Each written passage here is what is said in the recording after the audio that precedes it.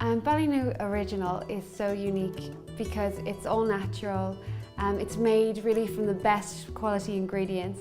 It's gluten-free as well, and it's virtually fat-free, and that's always a good thing. The recipe actually comes from Ballymaloe House, and the recipe dates back to the 1940s. And it's when Myrtle Allen actually set up a dining room in her own home. And now this recipe for Ballymaloe Original has actually been passed through 3 generations.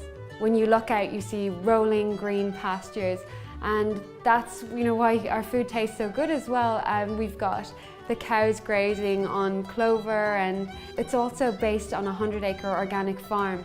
And we have glass houses that grow year-round beautiful vegetables that are then used in the cookery school, used in the house, and kitchen gardens that you can go out and pick your own herbs. So it's a real pleasure to be able to do that. Today we're making a homemade beef burger with Ballymaloe Original tomato relish. There's 1 pound of minced beef. There's 4 ounces of sautéed onion that's just been cooked in a little bit of butter, a bit of salt and pepper, a teaspoon of thyme. We have 1 egg beaten, and we're going to use 2 tablespoons of the Ballymaloe Original, and then we're going to toss it in some seasoned flour as well. So really for this recipe, we just mix everything together. We're going to toss it in the seasoned flour, and then we're going to fry off the burgers. So first thing is the sautéed onion, and I try and let that cool before putting it through unless you're going to cook immediately. Then there's a pinch of salt, a little bit of fresh cracked black pepper, and then a teaspoon of our thyme. I'm going to beat an egg as well. And that just really lets everything bind together.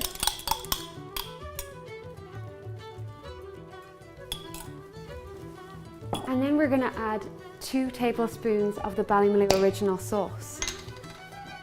This is really great through the burger. I think burgers are for every occasion. And I think if you're having family dinner, friends over, it's kind of a perfect go-to. And really, it couldn't be any easier. Okay, just going to add a little bit of salt and pepper to the flour. Now, this is lovely Irish Atlantic sea salt. Just a bit of black pepper.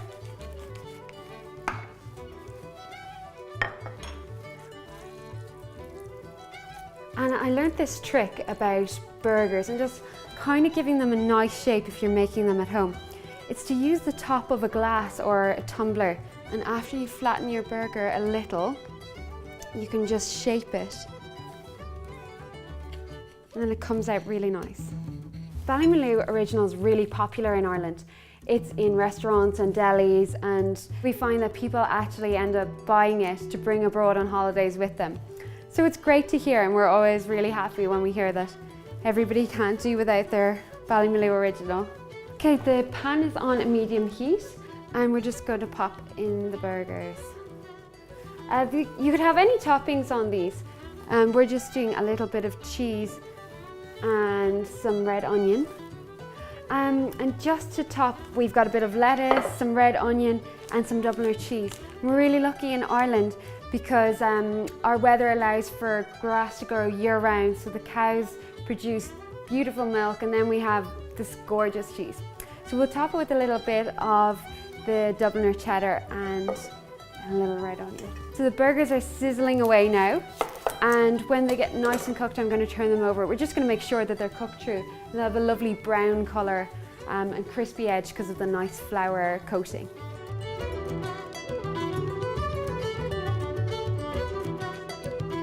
And we're growing our lettuce here in the Ballymaloe kitchen garden. So we've got a few little gem leaves, and we've got then some red onion as well. And it's really nice to see actually in the cookery school, all of our onions are hanging and drying, and then they go in to be used in the school.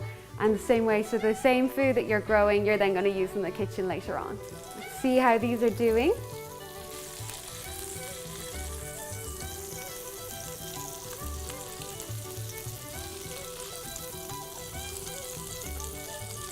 Okay, our burger is nearly done, so we'll start assembling. So we've got the Ballymaloe Original, and I'm going to put some of this on the base.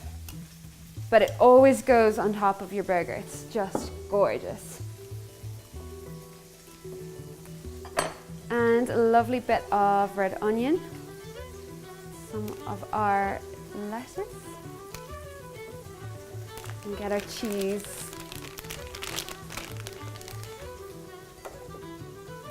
Some Dubliner cheddar, right.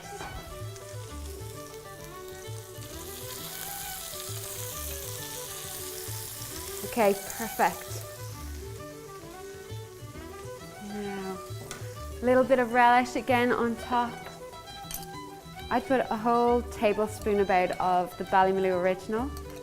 And finally, some grated cheddar.